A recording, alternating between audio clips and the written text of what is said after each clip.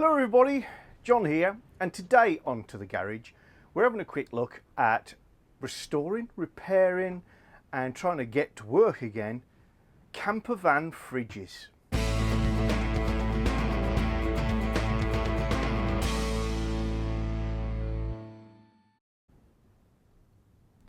So I've got two camper van fridges. Camper van, caravan, RV, motorhome, call it what you like. Small fridges that typically can run on 12 volt, 240 volt if you're in the UK, 110 elsewhere, and gas. And these are two examples of that breed. They differ in one major regard to most domestic fridges. A domestic fridge has a compressed gas and it's pumped around inside it, and it's very much a brother or sister of the air conditioning system. These things are different. They've got an absorption system. Basically no pumping going on, just a gas or liquid that is sealed up in a system. Typically you can't top these things up. I mean, it's possible, but not for the home user. And we just warm that gas up and it circulates around the system, and that draws the heat from inside the cupboard. So they're a lot simpler units, which is quite a good thing from our point of view as garage dwellers and fiddlers, because often these things stop working and we think that's the end of it. They can actually be restored, repaired, fixed relatively easily, and I'm going to show you how. Got two examples here, and I know that this one is not working on gas and this one is not working. So let's have a little look. So although these are different sizes, they are actually very similar units. This one being much older. This is an Electrolux, this is an Electrolux. Both got a little so-called freezer compartment. It's basically where the cooling is strongest, and the loop inside this tray and this shelf are the cooling elements themselves. So by putting things in there, they get coldest. Okay, so I'm not a fridge engineer or anything like that, so if I get the language wrong, you'll just have to bear with me. That's not what this video is about. So we look at the backs of the units, and straight away I hope what you can see is, although they're different sizes, different eras, different designs, the actual workings looks very similar. So on this one we've got this arrangement of pipes that your fluid moves through. Same thing going on over here, and at the top there's a little thing that looks a bit like a radiator, and that's where some of the heat exchanging is going on. So the liquid that's inside the pipe is going to lose heat to the atmosphere, and it's drawing heat from inside the cabinet. Down here there's a little reservoir that hopefully still contains our liquid. And here, slightly different designs, we have basically a chimney where there's a burner at the bottom of each unit that can be lit on gas, and that will warm this pipe, which in turn works the whole system. Same on both. And if it's on gas, there's literally a little naked flame in the bottom here. If it's on electric, then you've got various heater elements going into this jacket. This chimney has a heat shield in it, and that's going to warm up the pipe as well. We're not talking about a lot of heat here. So what can we do to check these things out and get them going? Well, first big difference between these and a domestic fridge, what I'm about to say, never do to a domestic fridge. Also, you'll be very strong. Very often these stop working because of lack of use, and the liquid congeals and starts to block up pipes and things don't move as they should. And very often a good way of getting these things going, turn them upside down, leave them there for a few hours, turn them the right way back up, and let them settle for another couple of hours, and that will get rid of an awful lot of problems. Whilst they're upside down, give them a jiggle now and again, getting air and agitating the system. I know it sounds wrong, but for these absorption fridges, it's a good idea.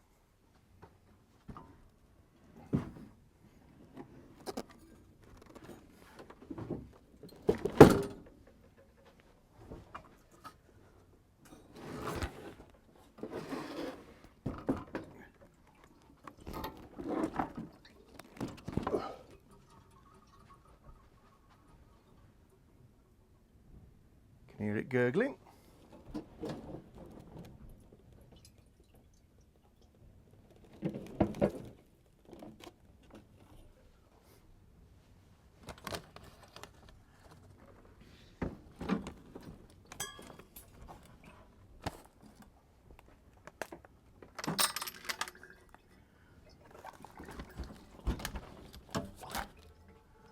That one's got a really good gurgle on.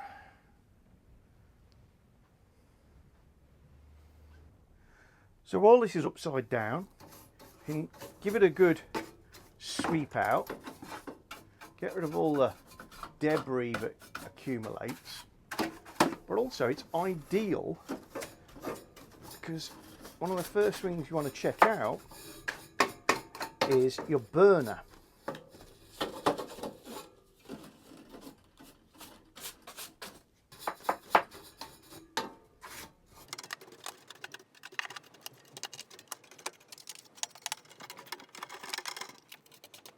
So on the smaller of our two fridges, this is the burner, and the gas comes in here.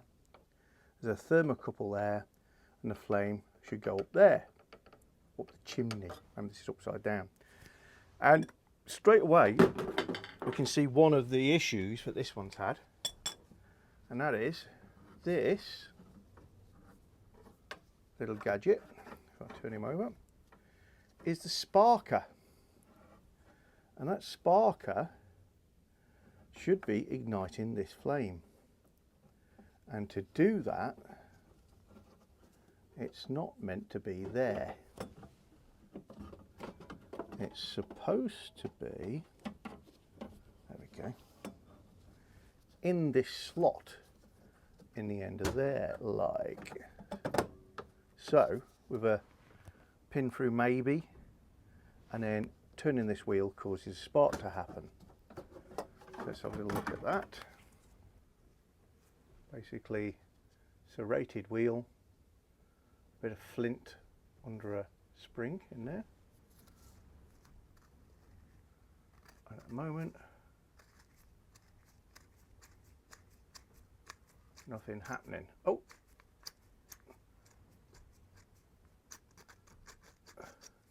So that's going to work.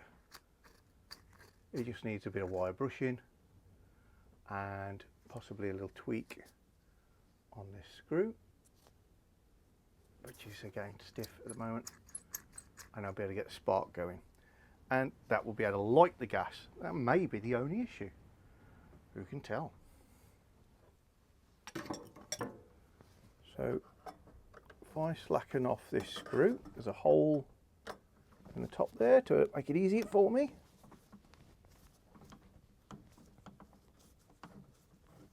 Another one in this corner. There it is.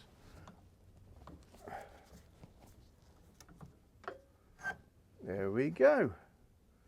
And there's enough flex in the pipes to just move that over to one side. And now at the top, remember we've got this upside down still, we've got a little chimney. You see a pop rivet there, holding that in. There's another one just out of line of sight. I'm just going to drill that one to take the chimney off.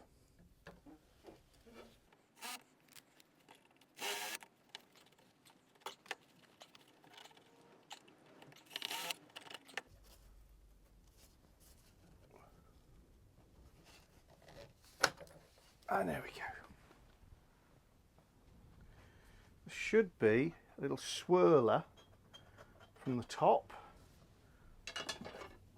Pull that forward. There we go.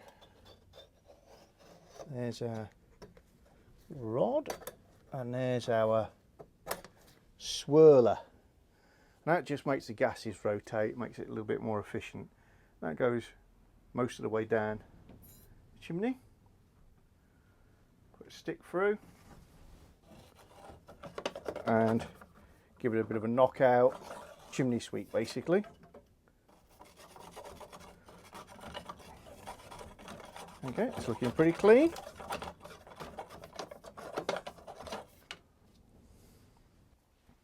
So now all I'm going to do is I'm going to release the thermocouple and the burner from here so that we can see what sort of condition they're in.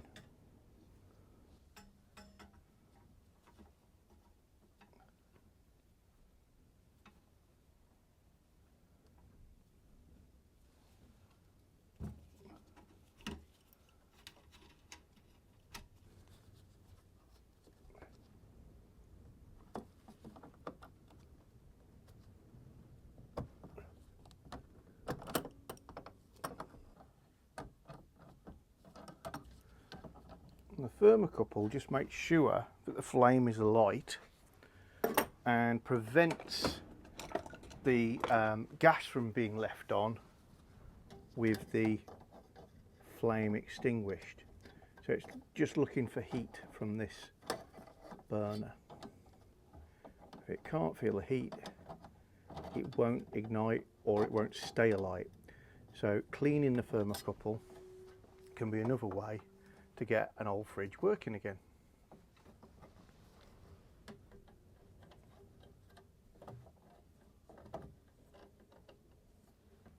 Because we're doing all this with the fridge upside down, it's giving it time for things to resettle. There we go. There's our burner. So I'm just going to release the little screw and take it off this metal box.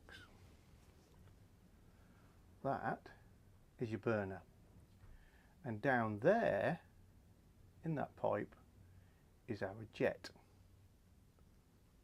So there's quite a lot of debris in there. It's more about it not being used, I think.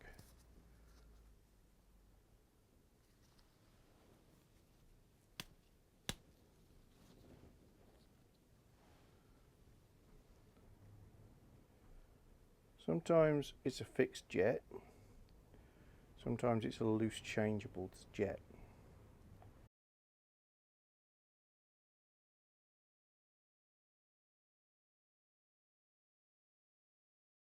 Here you can see I've temporarily rigged the burner straight up to a gas supply from one of my bottles.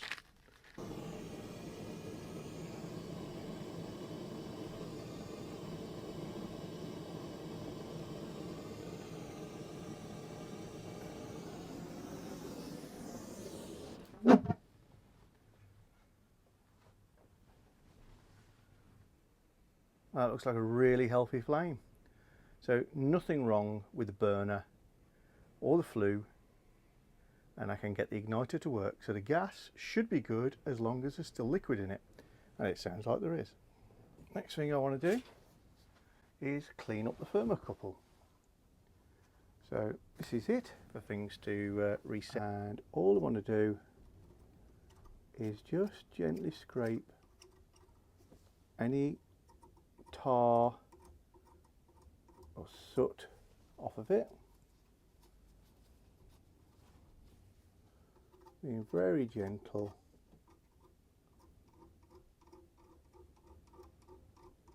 Basically just want to be able to see the brightness of the metal. When you can do that, you've done enough. This isn't bad at all. Some will have lumps and bumps of soot that have become welded on with years of heat.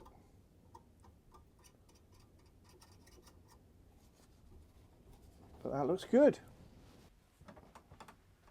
Sparker back, and really good spark.